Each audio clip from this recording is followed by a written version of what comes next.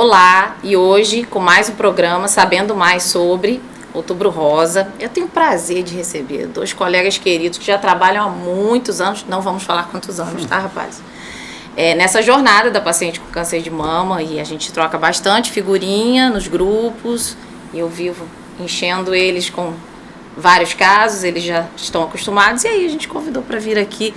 Queria agradecer inicialmente a disponibilidade de vocês, é sempre um prazer ter vocês aqui comigo. E hoje nós vamos falar uma coisa que vocês gostam bastante também, não é isso? Doutor Diogo Neves, doutor Ronaldo Cavalieri.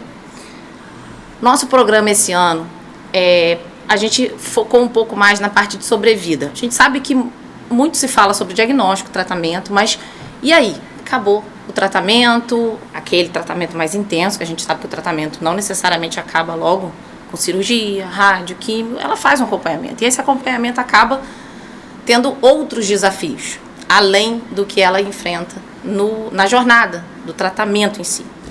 Eu queria começar com o Diogo. Vamos lá, Maria. A gente tem muita novidade em relação a isso. Os tratamentos ampliaram, o tempo de tratamento ampliou bastante. O que a gente tem de novo em relação a hormonioterapia, os inibidores de ciclina, o que a gente tem de novidade agora que vão impactar diretamente na sobrevida dessa paciente? Olha, eu acho que o primeiro objetivo na oncologia mamária tem sido descalonar tratamento, ou seja, diminuir a intensidade dos tratamentos, né? Isso parte desde as cirurgias, que tendem a ser menos agressivas agora. É claro que são alguns subgrupos de pacientes com características específicas que se enquadram nesse grupo de pacientes que pode ser tratado de uma forma mais conservadora. A gente tem ferramentas genéticas que nos permitem estimar o risco da doença voltar e com isso escolher um tratamento mais ou menos agressivo. E a gente tem novas informações a respeito de tratamentos já consagrados, né?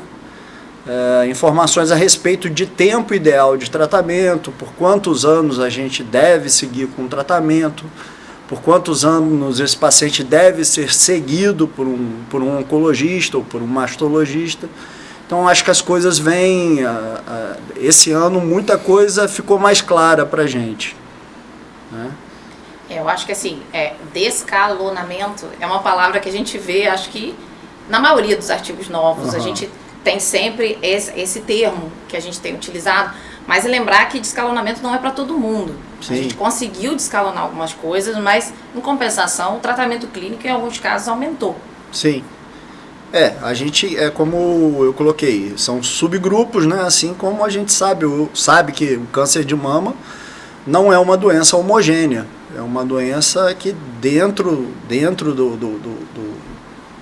do nome, assim, do nome câncer de mama, a gente tem vários espectros diferentes da doença. Alguns muito indolentes, outros muito agressivos.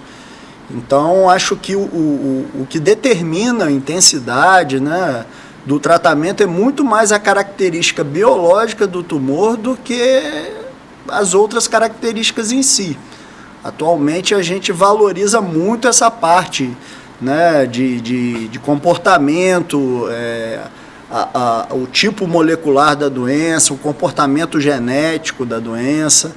Então isso aí vem ganhando muita importância e a gente consegue hoje subdividir em vários tipos de cânceres diferentes e todos eles permitem abordagens diferentes. Acho que um exemplo que ficou muito claro para a gente esse ano é que tumores indolentes em pacientes na pós-menopausa, tumores iniciais, de baixo grau, com baixo risco de recidiva, são tumores que talvez possam ser tratados de uma forma mais conservadora, com cirurgias menores, né, menores incisões. Muitas vezes a própria abordagem axilar pode ser omitida em alguns casos, né? Então a gente sabe que não é para todo mundo e a gente sabe que também não é uma situação de mundo real atualmente em qualquer lugar. É uma coisa que vem sendo estudada, mas que a princípio já vem demonstrando alguma segurança e mostrando resultados que são equiparáveis, né, ao que a gente tinha como padrão até então. Então, acho que isso, né, pode até complementar. É interessante isso que você falou, porque assim, o que a gente recebe às vezes muito no consultório é: não, mas o meu tumor é muito pequeno. O paciente às vezes com 45, 50 anos: não, meu tumor é muito pequeno, eu li na internet que eu não preciso fazer nada na axila. Eu falei assim: opa, calma um cadinho. Porque tem muito hoje, quando sai um artigo, é importante que isso fique bem claro. Quando sai um artigo, existe uma população-alvo, existem as pessoas que são candidatas àquilo. E é comum, às vezes, as estações se misturarem. Não, e às vezes até nós mesmos, nós profissionais, oncologistas, mastologistas, radioterapeutas, a gente mesmo tem dificuldade de interpretar todos os estudos, né? Porque quando a gente fala de estudos, a gente não está falando de um ou de dois, a gente está falando de vários estudos que vêm avançando ao longo do tempo. Primeiro começou-se a tirar 1 ou 2 linfonodos, e aí a gente viu que isso era razoável, né? Que os resultados, a gente conseguia replicar os resultados de um esvaziamento, por exemplo. Agora a gente já está mudando para um patamar além, né? A gente está tentando não mexer naquele linfonodo.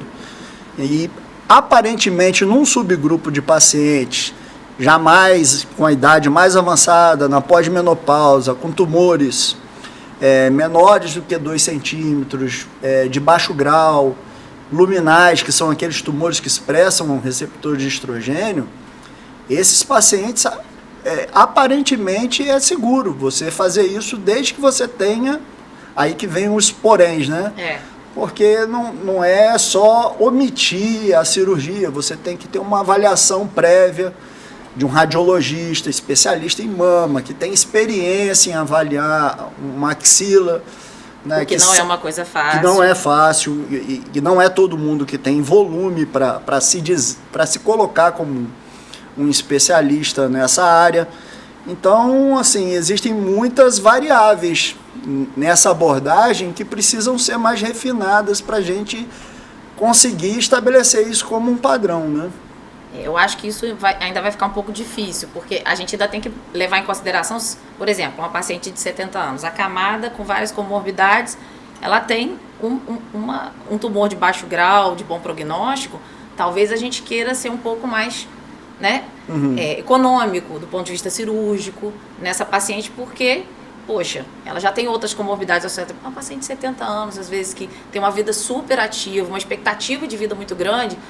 Se ela está ali batendo na trave dos critérios do que a gente tem de artigo, né, do grupo que foi utilizado, se ela bate ali na trave, é quase aquilo, a gente às vezes vai optar por fazer uma cirurgia um pouco, né, mais agressiva e não descalonar dessa forma. Eu inclusive, eu particularmente ainda sou favorável, né, a fazer a avaliação, pelo menos do linfonodo sentinela. Eu acho que futuramente, como eu te falei, isso é uma informação nova, né? São estudos que foram publicados esse ano e que começaram a ser debatidos. Muita gente ainda... Não existe ainda um consenso sobre isso, né? É uma coisa muito nova e eu acho que precisa amadurecer para a gente... Tudo que é muito novo, eu acho que a gente precisa amadurecer, porque existem outras situações que não estão sendo avaliadas dentro daquele estudo. Às vezes você deixa de fazer uma avaliação axilar e às vezes passa uma doença um pouco mais agressiva, né? Apesar de que, assim, estatisticamente é um número muito baixo que isso pode acontecer, mas são coisas que tem que ser levadas em conta, né? Pra gente... E analisar caso a caso, né, Diogo? Eu acho que olhar para o paciente como um todo e ver o que a gente pode oferecer de melhor e trazer... Assim, o que vai potencializar os resultados a longo prazo para esse paciente, assim, personalizar mesmo a conduta, eu acho que é o que a gente hoje procura, usando, é claro, todos esses exames, esses protocolos como arcabouço, né, todos esses artigos que a gente lê. Uma das coisas que muito me interessam quando eu ouço descalonamento, principalmente em radioterapia, eu fico muito feliz, doutor Ronaldo, porque realmente é uma coisa que muito me agrada. Assim, o Ronaldo... Ele já está cansado de ouvir isso, que a radioterapia ela é um tratamento extremamente necessário, e hoje, graças a Deus, a gente tem várias, um parque, né, de máquinas que são muito mais, são mais gentis com a pele, mas até pouco tempo atrás a gente tinha os resultados ainda não tão legais. E aí, o que a gente pode hoje esperar da radioterapia com essa nova linha, né, de descalonamento? Assim, a radioterapia ela vem evoluindo muito no tratamento de todos os tipos de neoplasias, né? Mas eu acho que assim, mama é bem especial para a gente porque é a doença de maior incidência num serviço de radioterapia, né? Praticamente todas as pacientes que fazem cirurgia conservadora e preservam a mama, elas têm indicação de fazer radioterapia. Então é um tipo de câncer que é muito frequente no nosso serviço, em qualquer serviço de radioterapia. Em relação à diminuição da intensidade do tratamento, eu acho que hoje a gente tem muito mais, como foi dito pelo Diogo, né, a gente consegue definir melhor o perfil biológico daquela doença, né, com fatores genéticos, imunistoquímica, e a gente tem várias ferramentas para indicar ou não, por exemplo, um tratamento de cadeias de drenagem quando a gente faz radioterapia, não só aquele baseado simplesmente no número de linfonodos positivos. Então hoje a gente consegue ter mais informação para, por exemplo, irradiar menos uma drenagem, o que pode estar relacionado com menos linfedema no futuro, né, no pós-tratamento, né? Então essas informações são super importantes. Em relação à questão técnica, a gente tem um ganho muito grande, né, nos últimos anos em radioterapia. Hoje, por exemplo, no nosso centro a gente tem uma máquina super recente que começou esse ano, é o lançamento mais recente da Varian, que é a melhor empresa de fabricante de aparelho de radioterapia, e a gente observa na prática uma queda muito grande dos níveis de reação de pele, por exemplo.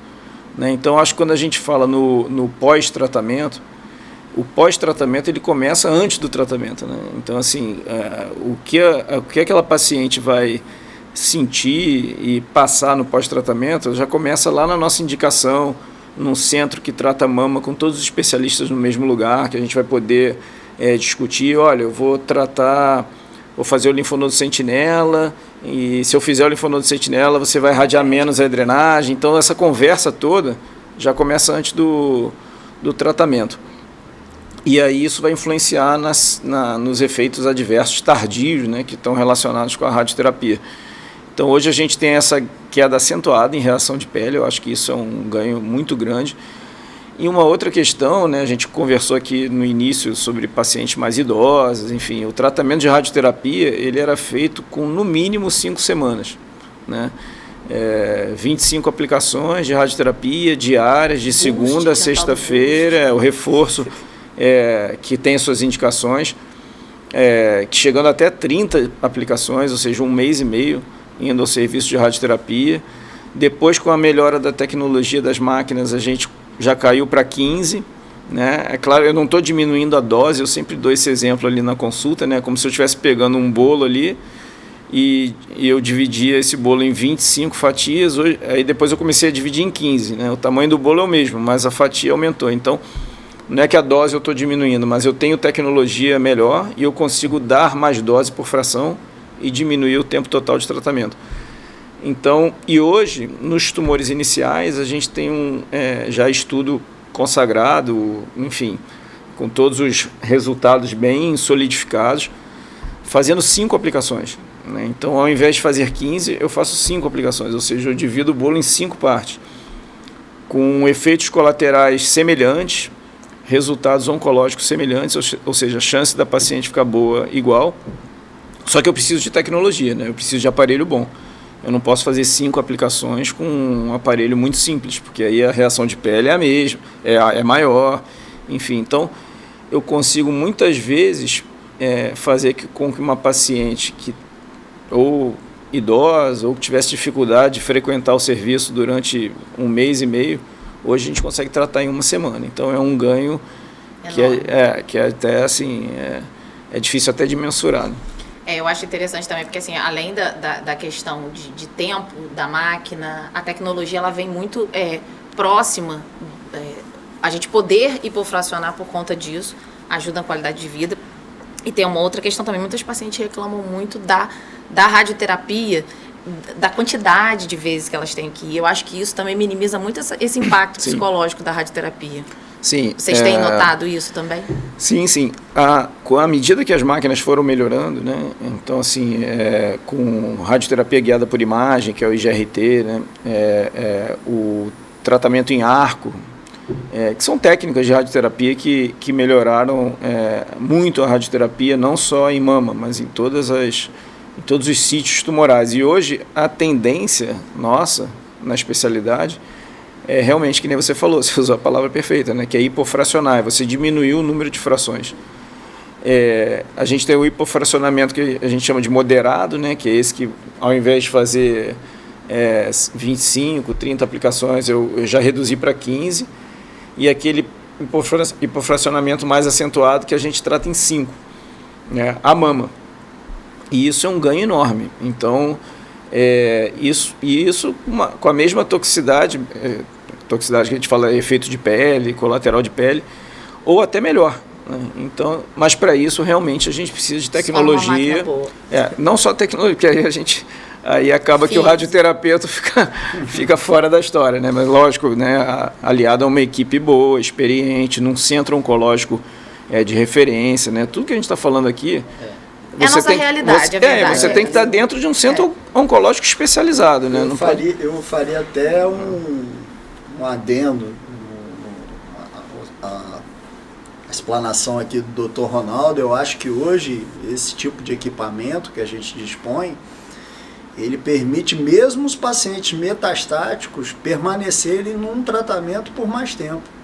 Porque às vezes a gente tem uma doença que evolui de forma indolente, né, através de oligometástases. É uma metástase óssea que apareceu, alguma coisa.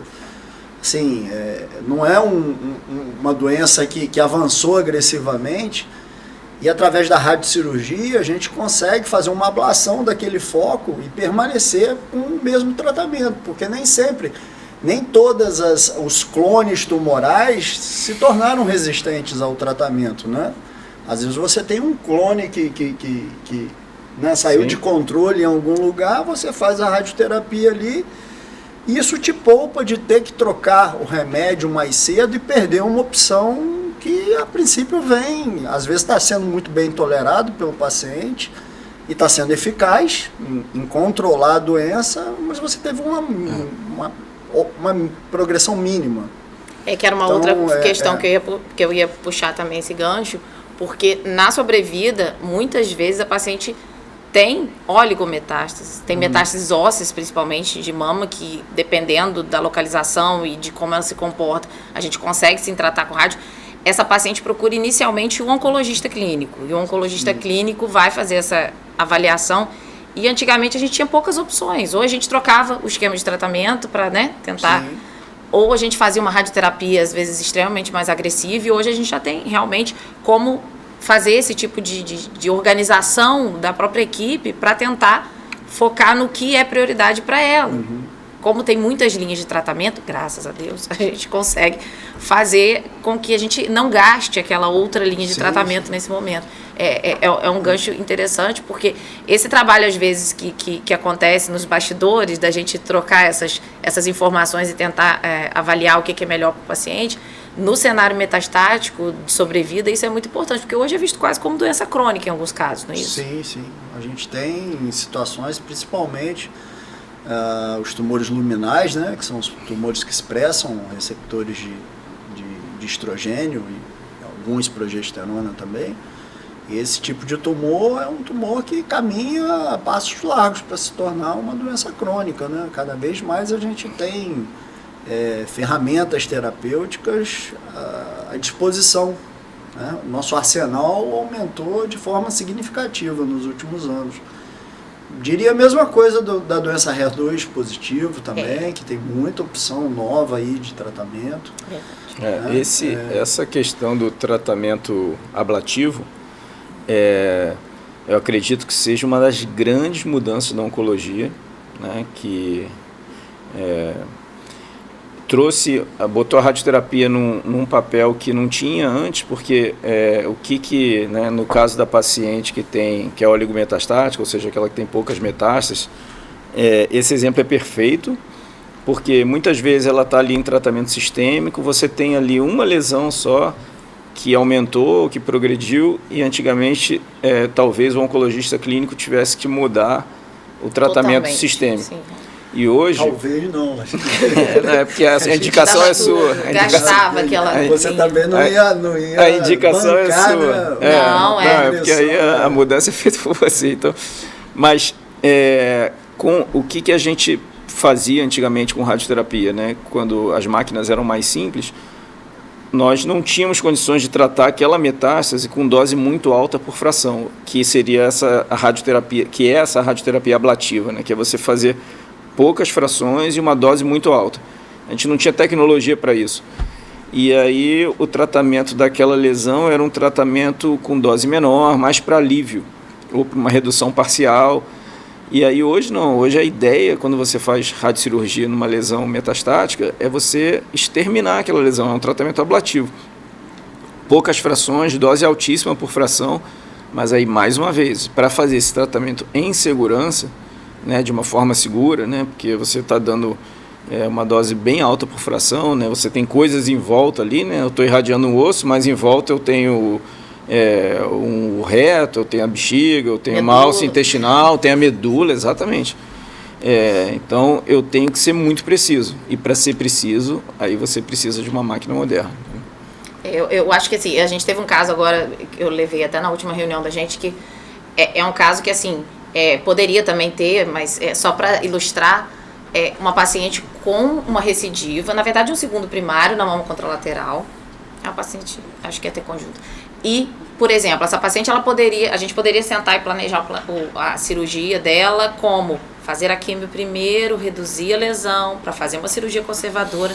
Ela tinha uma mama muito volumosa, tinha tido toxicidade inicialmente com a máquina antiga, ok, mas uma toxicidade leve. Mama volumosa é mais uma problemática. Uma mama volumosa, e assim, ela tinha desejo também de reduzir a mama, então no final das contas a dose ia ser reduzida também, então a gente optou por fazer planejamento cirúrgico associado, ela fez a quimionel, ela fez a retirada da lesão com oncoplastia, e depois da oncoplastia ela retorna para a radioterapia, e a dúvida que a gente tinha era exatamente pela toxicidade da contralateral, se a gente ia poder ou não fazer Então assim, eu acho que isso é só para ilustrar mesmo que às vezes o mesmo caso tem vários caminhos, mas que quando a gente consegue aliar toda a parte tecnológica, tudo que a gente tem de melhor, a gente consegue sim melhorar consideravelmente a sobrevida dessa paciente.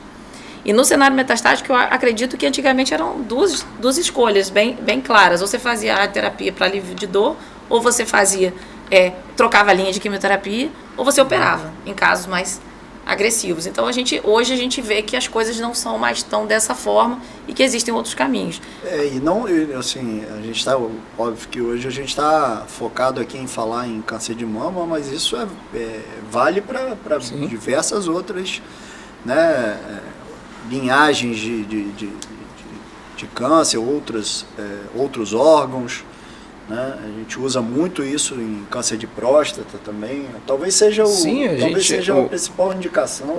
A coisa assim é que depois que a gente começa a fazer, né, os casos aparecem. Sim. Entendeu? Então, assim, porque começa a aparecer até de outras cidades, outras regiões, buscando essa indicação.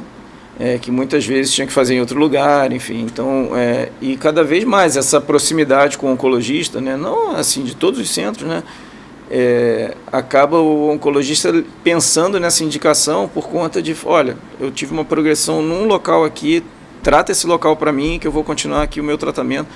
Então, está cada vez mais comum, né? A gente acabou dando exemplo muito aqui de uma lesão óssea, por exemplo, mas lesões cerebrais, né, lesões pulmonares, tudo isso a gente tem feito. Linfonodais, vários casos de radiocirurgia e com grande sucesso. Eu acho que assim, aliar e a gente sempre lembrar que existe essa opção é importantíssimo. Uma outra coisa que eu queria conversar com vocês também é assim, a paciente fez o tratamento, ok. Eu vou perguntar para os dois isso, porque querendo ou não, vocês seria comum aos dois essa questão. A paciente esteve com você, Diogo, no consultório, por exemplo, de uma maneira mais, né, frequente lá no tratamento. E assim que acaba o tratamento mais intenso, como que fica essa rotina dessa paciente com um oncologista clínico? Eu acho interessante, só para as pessoas terem uma ideia, essa questão da sobrevida, esse acompanhamento é feito hoje na paciente que já fez o tratamento e que não tem metástase. Ela faz o acompanhamento e existem duas vertentes, quem faz e quem não faz hormônio. Sim. Então, na paciente com hormônio, quais são as queixas mais comuns? O que elas se queixam mais? Porque elas se queixam muito com a gente da Masto, mas assim, em relação aos sintomas, qual que é assim o arroz com feijão das queixas com o oncologista clínico? A gente está falando de um assunto muito vasto, né? Um conteúdo muito vasto, mas resumindo assim, a tumores resumindo, a tumores luminais, né, que são os que expressam receptores hormonais, que se beneficiam do bloqueio desses receptores, né?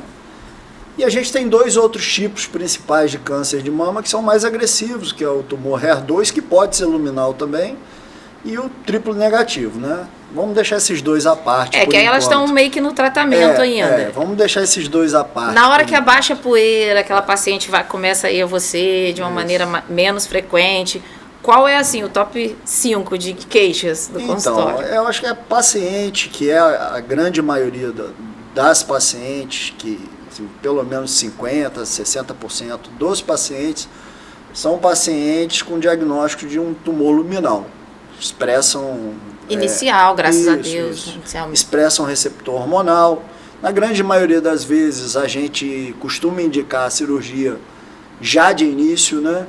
Então, a gente tem uma informação posterior à cirurgia em relação ao tamanho desse tumor, em relação ao comprometimento ou não de linfonodos, imunohistoquímica, se é um tumor com características mais ou menos agressivas, a idade importa muito, né? Então, o tratamento pode variar desde, assim, vamos separar em paciente em pré-menopausa e pós-menopausa. Tá, vamos dividir então. Pré-menopausa, quais são as maiores queixas? Então, as maiores queixas são relacionadas à diminuição da produção de hormônio, né? Porque dependendo existem duas classes de hormonioterapia que a gente costuma usar na adjuvância, né? Que são os antagonistas, né, do receptor de estrogênio, que o principal exemplo é o tamoxifeno, né? E a gente tem os inibidores de aromatase, que a gente conhece como anastrozol e letrozol. Só que você não pode fazer um inibidor de aromatase numa paciente na pré-menopausa. Não tem um efeito, não produz efeito prático, né? Você tem que associar isso a um bloqueio central. Então você tem que fazer com que aquela paciente entre em menopausa, né? É para todo mundo? Não, não é para todo mundo, mas algumas pacientes precisam e existem critérios para isso. Às vezes pacientes muito jovens, com tumores grandes, de alto grau, né? Axila, principalmente, acho que essa é a principal indicação, uma paciente na pré-menopausa, mesmo que o tumor tenha características mais indolentes, tipo um luminal A, um luminal B, tendo uma axila positiva, né, uma vez que você encontra um linfonodo comprometido ali, isso é praticamente mandatório, né, de que você vai ter que fazer um bloqueio mais intenso. Você vai ter que realmente depletar, né, praticamente a produção hormonal dessa paciente por algum tempo, né? Então a gente pode fazer isso, na maioria das vezes na pré-menopausa a gente faz isso de forma medicamentosa. Existem alguns remédios que agem no eixo hipofisário, hipotálamo e hipófise, né? E eles bloqueiam a produção ovariana de estrogênio, e associado a isso a gente pode colocar alguma medicação. Nesse caso a gente pode associar tanto o tamoxifeno quanto o inibidor de aromatase. O perfil de toxicidade desses dois remédios são diferentes, né? O tamoxifeno costuma dar mais sensação de calor, né? Aquele fogacho, aquelas coisas Sim, e o inibidor de aromatase costuma dar mais dores musculares, articulares, né? Aumenta o risco cardíaco com o tempo, aumenta o risco ósseo, né? Porque diminui, com o tempo vai diminuindo a massa óssea. Então, assim, o perfil do medicamento que você usa difere um pouco da queixa, do sintoma da paciente. Agora eu estou falando uma coisa aqui que é a minha opinião. Apesar de teoricamente ser um tratamento talvez um pouco, em alguns casos, um pouco inferior, eu acho que num paciente na pré-menopausa o tamoxifeno é mais bem tolerado do que um inibidor de aromatase. Então é melhor você ter um paciente que adere ao tratamento do que você ter um paciente que não vai conseguir fazer aquele tratamento. Que é uma outra questão também, né? Por ser longo prazo é difícil, né? E hoje a gente sabe que hormonioterapia, a gente está falando aí de 10 anos, né? Atualmente as recomendações, né, têm aumentado cada vez mais. Associação de outras drogas. Isso. De falar também sobre a questão da radioterapia, que as pacientes têm algumas queixas associadas. A questão da toxicidade de pele, eu acho que a gente teve isso muito minimizado pós, né, as tecnologias novas. Mas o que elas reclamam? Eu acho que as pacientes estão guardando todas as queixas para mim, gente, só pode. Não, elas reclamam também com a gente. Acho que assim, em relação à reação de pele, né, é uma coisa inerente à radioterapia de mama, porque... Você vê algum padrão na questão da toxicidade da pele?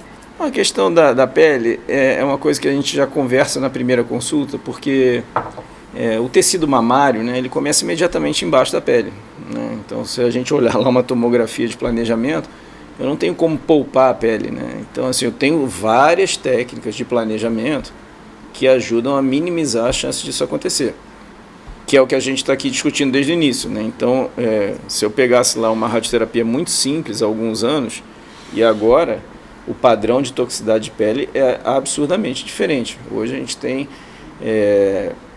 a paciente fica ali no finalzinho com uma hiperemia, isso mais comum, né? É claro que eu tenho lá uma incidência muito... a literatura tem uma incidência muito pequena de uma reação mais intensa, mas isso acontece. Mas na grande maioria das vezes o que acontece é ali no final, tem uma hiperemia leve que vai se resolver em 2 semanas. Né? Isso como o mais comum de reação de pele. Né? Então, quando ela...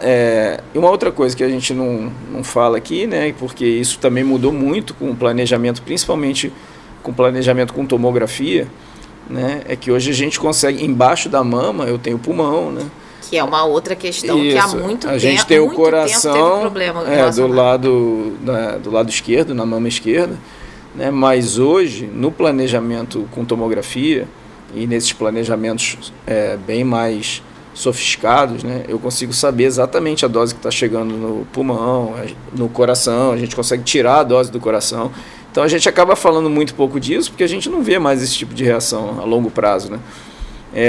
Então é uma coisa que também melhorou muito. Então quando a gente vai falar do segmento, né, que é o que a gente está falando aqui, né, do pós-tratamento, o pós-tratamento tardio com radioterapia, né, de meses, anos depois do final da radioterapia, atualmente é muito difícil. Eu acho que eu nem vi uma reação de coronária ou de pulmão que estão numa paciente que fez radioterapia de mama.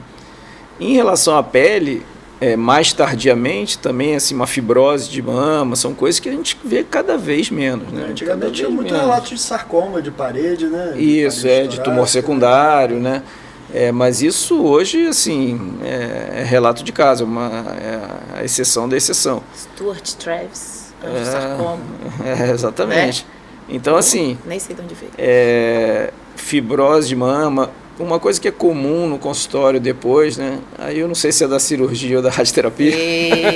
Não, mas pode falar, não tem problema não. A paciente, até quando a gente escreve entre aspas ali, né, que é a palavra que a paciente usa, né? que elas falam muito fisgada na mama, né? Uma coisa que, assim, ela fala, doutor, tem uma fisgada. Isso logo depois, né? Assim, na semana seguinte, 2 semanas, 3 semanas depois vai passando também. Mas a questão da fisgada na mama, Mas é uma queixa elas comum usam pra essa gente. palavra. É engraçado porque a sensação que a gente tem é realmente o tórax ele é extremamente nervado. Então quando a gente faz a cirurgia, eu acho que é ou quando isso, tem abre. Eu digo que é um conjunto, mas eu digo que é um conjunto da obra. A minha impressão aqui, sem querer, eu acho que é o conjunto realmente. Conjunto da porque obra. você abriu, Mas ela já mexeu. falou com você também de fisgada. Sim, não, por isso mesmo. Eu tô acredito falando, que todas falam a mesma palavra, né? Então, assim, realmente é uma fisgada, né? E Então, é uma coisa que com o tempo vai abrandando, assim, mas elas vai- falam isso. Eu acho que a manipulação cirúrgica, depois entra, logo depois, um mês depois, ela está ali recebendo radioterapia. inflamado ainda. Exatamente. Elas falam que tem uma sensação de peso às vezes e é muito relatado também por elas, como é que elas falam, que elas acordam às vezes com a fisgada, que é uma coisa assim abrupta que fica ali um tempo e depois para.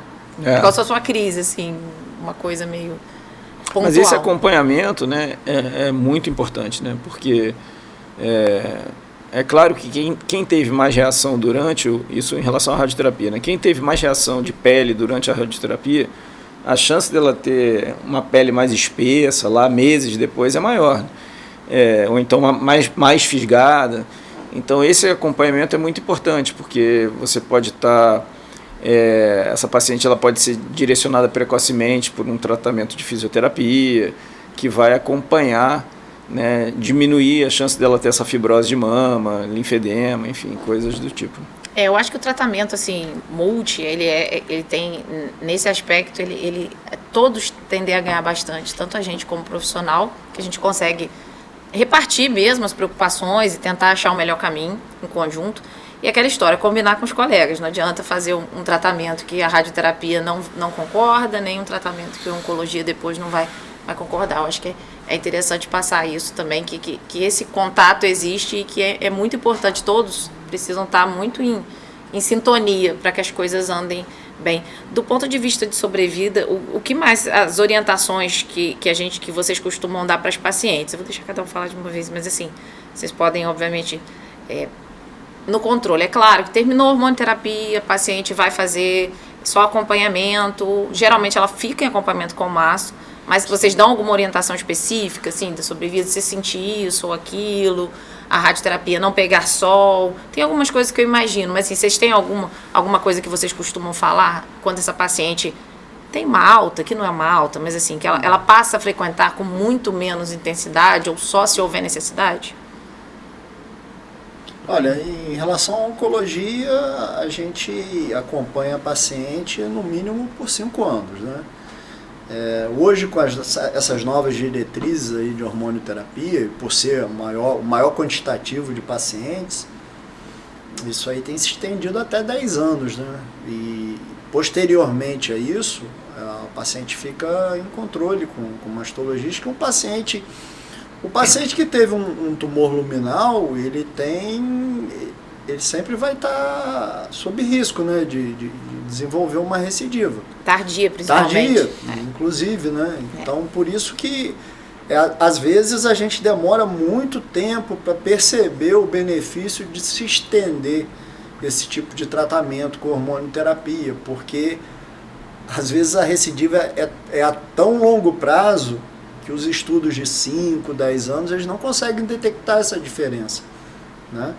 Então, essa resposta, por exemplo, os inibidores de aromatase, que é uma classe de remédios que eu falei agora há pouco, até bem pouco tempo a gente não costumava passar de 5 anos dele, porque não havia muita evidência de que aquilo traria algum benefício para o paciente. E muito recentemente foi publicada uma meta-análise, né, que foi realizada no Reino Unido, um compilado de 12 estudos, mais de 22 mil pacientes, e realmente mostra que essas pacientes se beneficiam de fazer uma adjuvância prolongada, né, principalmente aquelas de maior risco, que tinham, por exemplo, linfonodo comprometido, né, apesar dos efeitos colaterais.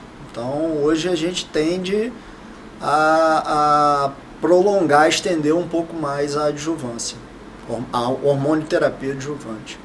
E aí, assim que vocês dão alta, vocês costumam, né, solicitar, qualquer coisa retorna? Sim. Eu acho que... E passar para elas também essa possibilidade de recidiva tardia, que eu acho que isso é importante, porque o que a gente vê às vezes é que a paciente, não, estou de 5 anos, estou de alta. É muito comum, né?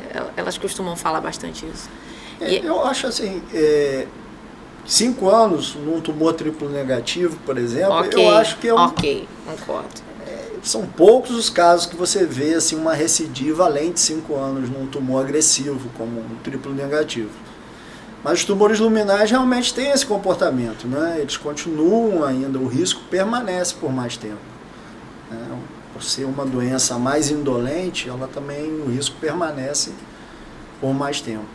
Então, essa orientação de ficar atento, eu acho que é válido. E aí, eles continuam acompanhando com a gente, que a gente não dá alta, não, fica para todo sempre. E Ronaldo, o que você costuma orientar? Vocês costumam orientar muito assim, pomada, que faz utilização? Em relação à radioterapia, é bem assim, vida normal, depois que acaba. Sol. O sol, ele não tem... Não, o sol é fundamental, a orientação em relação ao sol, porque eu acredito que não tenha um número mágico, 3 meses, 6 meses para todo mundo, porque as pacientes também evoluem de maneira diferente no final do tratamento. Eu não posso pegar aquela paciente que não teve reação nenhuma e dizer que ela tem que ficar ao mesmo tempo longe do sol E uma coisa que elas precisam de cálcio, né? Exatamente. Vitamina D. E o que é importante é o seguinte, muitas vezes no início do tratamento a paciente acha que ela não pode nem andar na rua. Né? Não. Então, e radioterapia é um tratamento local, né? É mama. Então, assim, eu falo andar na rua é normal, né? O que você não pode é botar um maiô, ir para a piscina e ficar pegando sol na mão. Meio-dia. Porque senão a reação que ela vai ter da pele não vai ser só a minha, né? Vai ser a minha e a do sol, né? Que é a radiação também. Então, assim, é uma orientação mais bem simples, assim. A gente acompanha depois que acaba, ali nos primeiros 3 meses pós-rádio, né? Que ainda é considerado efeito precoce, né, da radioterapia, e aí depois a vida normal. Coisa boa, gente. Em relação à radioterapia, vida normal. Isso é muito bom. Eu acho que vocês têm uma importância muito grande no tratamento, e assim, e esses momentos, eu gosto muito de falar para os pacientes que esse primeiro ano, esse tratamento mais intenso, que é quando ela faz o diagnóstico e começa a fazer o tratamento como um todo, né, que é mais intenso, esse primeiro ano, digamos assim. Às vezes um pouco mais, mas o primeiro ano pós-diagnóstico é mais intenso, e depois as coisas vão se acalmando. Assim. E eu acho que a gente está aqui, né, falando bastante de radioterapia, de tratamento sistêmico, né, mas eu acho que uma coisa que vale ressaltar também é a qualidade da cirurgia, né, Maria? Porque a cirurgia mudou muito, né? A cirurgia de mama, eu sou muito entusiasta, eu vou deixar você falar, eu levantei para você, porque eu acho que a parte de oncoplastia ajudou bastante nesse cenário da sobrevida. Eu examino as pacientes na primeira consulta, né? E ela vem praticamente 1 mês depois da cirurgia, ou quando faz tratamento sistêmico pós-operatório, ela vem no máximo em 3, 4, 5 meses depois da cirurgia, e o resultado é impressionante, né? Muitas pacientes parecem que não operaram. Né? Então, a gente está falando de uma doença que há décadas, né, a paciente era submetida a uma mastectomia mutiladora, né, e algumas décadas depois, hoje ela parece que não operou. Né? Eu acho que o que a gente tem de ganho na sobrevida relacionada à cirurgia é muito importante. Mas se a gente não conseguir descalonar também os outros tratamentos, é meio que ficar brigando sozinho. Então, Sim. Eu acho que a cirurgia ser mais conservadora, excelente. O tratamento, tentar, né, obviamente, manter o máximo de qualidade de vida. Radioterapia, eu acho que se a gente conseguir um compilado disso tudo, eu acho que é o cenário ideal. E lembrar também que essa diminuição de tratamento não é uma coisa empírica. Né? A gente não olha para o paciente e fala, não, você não vai precisar. Existem testes hoje, testes genéticos, né, que conseguem estimar o risco de recidiva, estimar o benefício da quimioterapia, qual paciente realmente vai se beneficiar de quimioterapia, qual paciente não vai se beneficiar de quimioterapia. São testes que ainda são caros, né, mas que trazem informações importantíssimas e podem ajudar muito, assim, às vezes a gente até omitir um tratamento quimioterápico. evitar de o paciente fazer um tratamento quimioterápico que provavelmente vai ser desnecessário. Eu gosto só de frisar muito com os pacientes, porque às vezes chega um paciente com tumor, infiltração de pele, um tumor de 7 centímetros, um tumor que... E ela, às vezes, ela não quer, ela fala, não, eu quero fazer aquele teste que eu li lá na revista. Mas tem critério. Olha, isso, exatamente. Então, assim, o teste genético, hoje em dia, a gente já melhorou bastante essa parte. Tem várias né, plataformas, mas a gente tem algumas pacientes que não fizeram quimioterapia. Bastante. E que realmente não. Eu vou te não tinha falar, indicação. Maria, que a maioria das vezes que a gente pede e o paciente tem condições de fazer, a maioria das vezes não precisou fazer quimioterapia. Minha experiência Cai no baixo pessoal, risco, né? Isso assim, é ótimo. Não, isso então, é ótimo. a grande maioria não precisou. Inclusive pacientes na pré-menopausa, onde o ponto de corte é mais... É menos conservador do que numa paciente né, na pós-menopausa. Ainda assim, a gente percebe que grande parte dessas pacientes não vão precisar fazer quimioterapia. Gente, primeiro eu queria agradecer muito a presença de vocês. Não parece, mas já estamos nos aproximando do fim do programa. Queria agradecer a disponibilidade, agradecer a parceria, porque realmente a gente troca bastante figurinha, eu encho bastante o WhatsApp de cada um de vocês com perguntas, dúvidas e querendo saber sobre casos. Queria agradecer mesmo vocês partilharem esse momento aqui e trazer informação para as pacientes. Elas já estão acostumadas com vocês no consultório, mas eu acho que a gente consegue atingir um número maior de pessoas. Muito obrigada. Eu agradeço também a oportunidade, né? Todo outubro a gente está aqui com a Maria, sempre trazendo alguma coisa nova, né? Porque todo ano tem uma coisa nova. Ano passado a gente estava falando de outra coisa. Equipe multidisciplinar. Esse ano a gente já está falando de cirurgia, que está mudando, técnica de radioterapia, né? O tempo de tratamento, as coisas. A oncologia é muito dinâmica e sim, provavelmente ano que vem a gente vai estar aqui com milhões de outras novidades. É legal porque às vezes a pessoa pergunta, mas você faz só mama? Eu falo, não, mama já é coisa pra Já caramba, bastante. já é muita coisa pra estudar. E é isso, gente, eu queria agradecer a todo mundo que ficou com a gente até aqui e fiquem ligados nos próximos episódios do Sabendo Mais sobre Câncer de Mama, Outubro Rosa.